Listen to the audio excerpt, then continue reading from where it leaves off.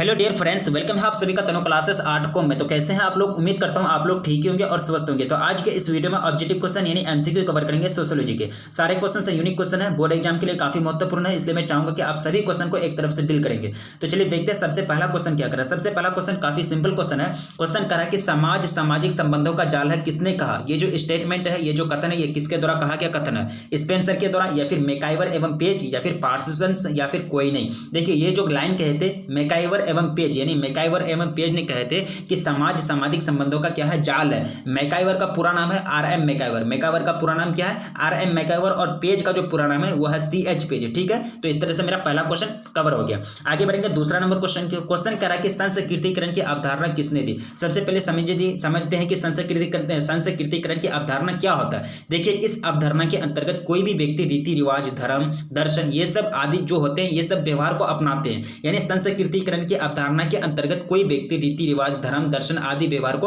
अपनाता है। और संस्कृतिकरण की अवधारणा को जो सबसे पहले प्रयोग किया गया था वो किया गया था 1952 को। कब किया गया था? 1952 को। और ये जो संस्कृतिकरण की अवधारणा जो दी गई थी, ये दी गई थी श्रीनिवास के द्वारा। किसके द्वारा दी गई थी? श्रीनिवास के द्वारा दी गई थी। ठीक है, तो दूसरा मेरा क्वेश्चन का राइट आंसर हो गया, ऑप्शन डी मेरा राइट आंसर होता है। तो आगे बढ़ेंगे तीसरा नंबर क्वेश्चन की ओर। क्वेश्चन करा कि समाज शास्त्र के पिता के रूप में जाने जाते हैं स्पेंसर को, या फिर जॉनसन को, या फिर मैक्स वेबर को, या फिर अगस्ते यानी अगस्ते कॉन्तो को। ठीक है, आपको ऑप्शन 4 ऑप्शन है। देखिए आपको राइट आंसर चूज करना है। देखिए इसका जो राइट आंसर होगा अगस्ते कॉन्तो को जो जाने जाते हैं समाज शास्त्र के पिता के नाम से जाने जाते हैं, यानी none of father of sociology कहे जाते हैं इनको।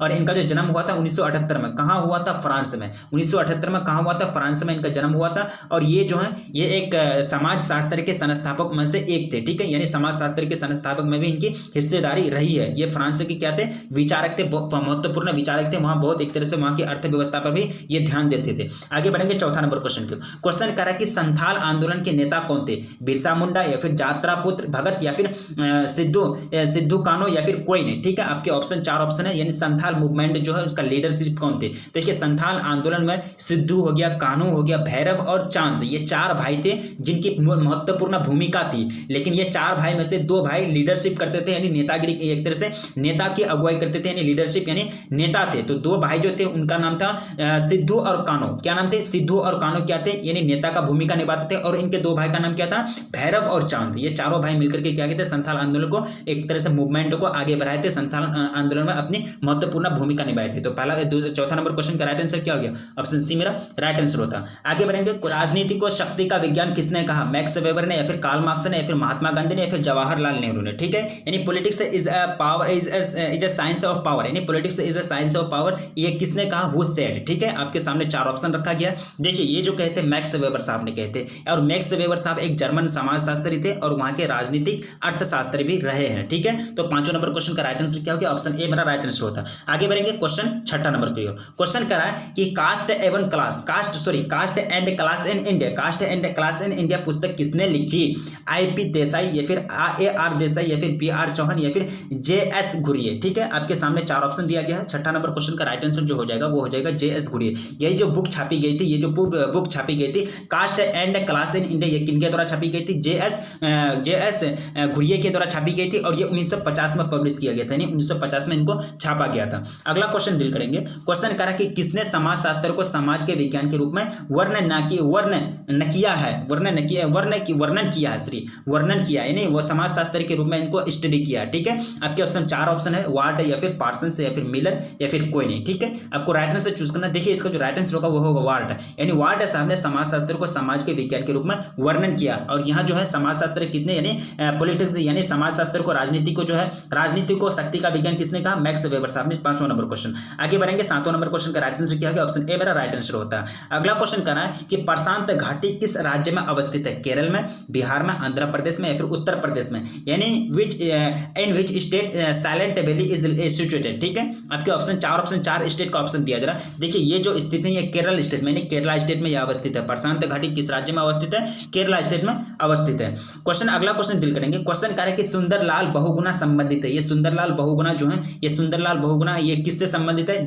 जनजातीय आंदोलन से, संथाल आंदोलन से, या फिर चिपको आंदोलन से, या फिर किसान आंदोलन से। देखिए ये जो संबंधित है कि चिपको आंदोलन से, यानी सुंदरलाल बहुगुणा चिपको मूवमेंट से रिलेटेड थे और ये चिपको आंदोलन से संबंधित थे। और ये चिपको आंदोलन में सुंदरलाल सुंदरलाल बहुगुणा चिपको आंदोलन का प्रमुख नेता थे और इनका जो जन्म हुआ था ना 1927 में हुआ था। कब हुआ था? 1927 में। और इन्होंने हिमालय के पर्वतीय क्षेत्रों में वनों की संरक्षण के लिए कसम खाई थी, संघर्ष किया था। ठीक है, उनका खूब तरह से संघर्ष किया था और इनकी पत्नी की भी बहुत बड़ी योगदान रही है इस योगदान में, यानी इसको सुंदरलाल बहुगुणा को इस आंदोलन में यानी चिपको आंदोलन में सफल होने में। आगे बढ़ेंगे 10वां नंबर क्वेश्चन की ओर। क्वेश्चन कह रहा है कि किस वर्ष the servant of India society, ठीक है, the servant of India society की स्थापना की गई? 1900 में या फिर 1905 में या फिर 1919 में या फिर 1930 में? 10वां नंबर क्वेश्चन देखिए, ये जो राइट आंसर हो गया 1905 में, यानी the servant of India society की स्थापना यानी वाज स्टेबलाइज्ड इन कब किया गया था? 1905 में किया गया था, 1905। ठीक है, इस तरह से 10वां नंबर क्वेश्चन मेरा कवर हो गया। अगला क्वेश्चन करा है कि भारतीय अर्थव्यवस्था का मॉडल किस प्रकार है? समाजवादी, पूंजीवादी या फिर साम्यवादी या फिर कोई नहीं? तो आपको तो पता है समाजवादी भी नहीं होंगे, कैपिटल्स भी नहीं होंगे, कम्युनिस्ट भी नहीं होंगे। तो ये जो भारतीय अर्थव्यवस्था जो मिश्रित अर्थव्यवस्था मिक्स्ड इकोनॉमी है, तो यहाँ कहीं ऑप्शन में नहीं दिख रहा, तो इसका राइट आंसर क्या होगा? इनमें से कोई नहीं, और ऑप्शन डी मेरा राइट आंसर होता। अगला क्वेश्चन डील करेंगे। क्वेश्चन करा कि संविधान का कौन सा अनुच्छेद प्राथमिक शिक्षा से संबंधित है? अनुच्छेद 5 या फिर आर्टिकल 17 या फिर आर्टिकल 18 या फिर आर्टिकल 45? आपको राइट आंसर चूज करना है। Which article is related to with primary education? ठीक है, ये जो राइट आंसर हो जाएंगे वो हो जाएंगे आपके आर्टिकल 45, यानी आर्टिकल 45 आर्टिकल 45 जो है वह किससे संबंधित है? प्राथमिक शिक्षा से संबंधित है। और प्राथमिक शिक्षा यानी देखिए, प्राथमिक शिक्षा क्या होता है? 14 से यानी 14 वर्ष तक सभी बच्चों को फ्री एजुकेशन दिया जाता है। प्राथमिक शिक्षा के अंतर्गत ये जो आर्टिकल 5 है, आर्टिकल 45, इसके अंतर्गत 14 वर्ष से पहले के बच्चे को यानी 14 वर्ष तक सभी बच्चे को क्या फ्री एजुकेशन दिया जाता है, यानी मुफ्त में क्या दिया जाता है? शिक्षा का प्रावधान देने का इसमें प्रावधान रखा गया इस आर्टिकल में, यानी आर्टिकल 45 में। अगला क्वेश्चन करेंगे कि द्वितीय पिछड़ा वर्ग आयोग के अध्यक्ष कौन थे? ठीक है, 4 ऑप्शन आपके सामने रखा गया। 14 13 नंबर क्वेश्चन काफी यूनिक क्वेश्चन है, आपको राइट आंसर चूज करना है। राम मनोहर लोहिया या फिर बीपी मंडल या फिर मुंगेरी लाल या फिर कोई नहीं। ठीक है, तो ये जो है ये है बीपी मंडल साहब जो है द्वितीय पिछड़ा वर्ग आयोग के अध्यक्ष कौन थे?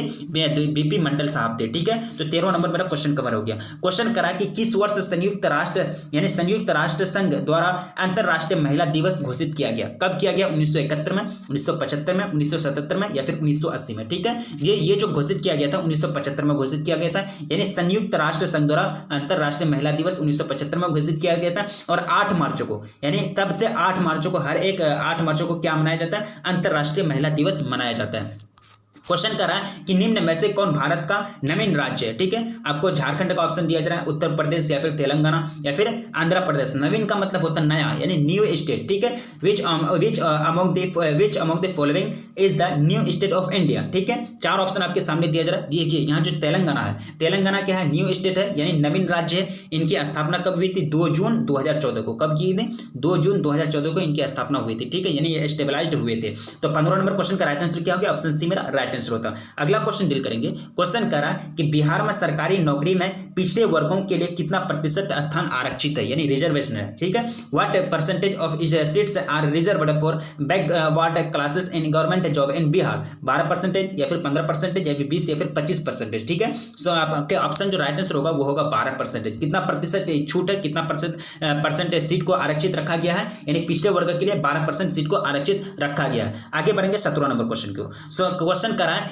कि भारत में लोकसभा चुनाव की घोषणा कौन करता है? सरकार या फिर राष्ट्रपति या फिर निर्वाचन आयोग या फिर प्रधानमंत्री?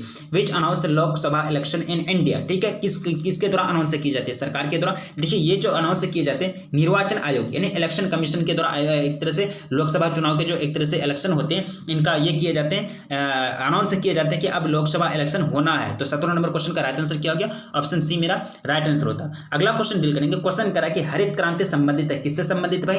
चीनी उत्पादन से या फिर सब्जी उत्पादन से या फिर ऊर्जा उत्पादन से या फिर खाद्यान्न उत्पादन से? ठीक है, आपके सामने 4 ऑप्शन रखा गया। हरित क्रांति किससे संबंधित है? देखिए भारत में जो हरित क्रांति की जो शुरुआत हुई थी 1966 में हुई थी। कब हुई थी? 1966 से 1967 तक चला था। ठीक है, तो ये जो आपको राइट आंसर चूज करना ये किससे संबंधित है? ये जो संबंधित है खाद्यान्न उत्पादन से। किससे? यानी ऑप्शन डी मेरा राइट आंसर होता है। भारत में इसकी शुरुआत 1966 में हुई थी। आगे बढ़ेंगे क्वेश्चन नंबर 19वां। क्वेश्चन करा कि जाति व्यवस्था का ब्राह्मणवादी सिद्धांत किसने दिया? यानी who gave Brahmanic theory of caste system, नेसफील्ड या फिर बलंट या फिर जीएस घुरिये या फिर इनमें से कोई नहीं। ठीक है, आपके सामने 4 ऑप्शन रखा गया, यहाँ जो कि कोई नहीं हो गया, यानी नन ऑफ दिस, यानी किसी ने नहीं रखी थी। जातीय जो होता है, जाति व्यवस्था का ब्राह्मणवादी सिद्धांत किसी ने नहीं रखी थी। आगे बढ़ेंगे, क्वेश्चन करा 20वां नंबर क्वेश्चन कि प्रार्थना समाज के संस्थापक कौन थे? महात्मा गांधी या फिर राजा राममोहन राय या फिर दयानंद सरस्वती या फिर महादेव गोविंद रानडे। ठीक है, आपके सामने 4 ऑप्शन रखा गया है, आपको राइट आंसर चूज करना 20वां नंबर क्वेश्चन का। देखिए 20वां नंबर क्वेश्चन का जो राइट आंसर होंगे वो होंगे महादेव गोविंद रानडे। ठीक है, प्रार्थना समाज के संस्थापक कौन थे? महादेव गोविंद रानडे। तो टोटल कितना क्वेश्चन कवर किए? 20 क्वेश्चन कवर किए। आगे भी क्वेश्चन है तो उसका सेकंड वीडियो में वीडियो आएगा। ठीक है, वो भी क्वेश्चन हम लोग कवर करेंगे क्योंकि वीडियो लंबा बन जाएगा। तो टोटल 20 क्वेश्चन कवर किए, उम्मीद करता हूं आपको समझ में आ गया होगा। और सारे क्वेश्चन को याद रखने का कोशिश कीजिएगा क्योंकि सारे क्वेश्चन यूनिक क्वेश्चन है और ये क्वेश्चन सोशियोलॉजी को क्वेश्चन कोई चेंजिंग नहीं किया जाता है और सोशियोलॉजी के क्वेश्चन जो होते हैं ऐसे ही आपको पूछे जाते हैं। तो उम्मीद करता हूँ आपको समझ में आ गया होगा और अगर सही समझ में नहीं आया तो प्लीज कमेंट कीजिएगा। आपसे रिक्वेस्ट है, चैनल पर अगर पहली बार आए तो चैनल को सब्सक्राइब कर लीजिए क्योंकि चैनल पर आपको तैयारी कराई जाती है। तो रखिए अपना ख्याल, मिलेंगे फिर नेक्स्ट वीडियो में, तब तक के लिए जय हिंद।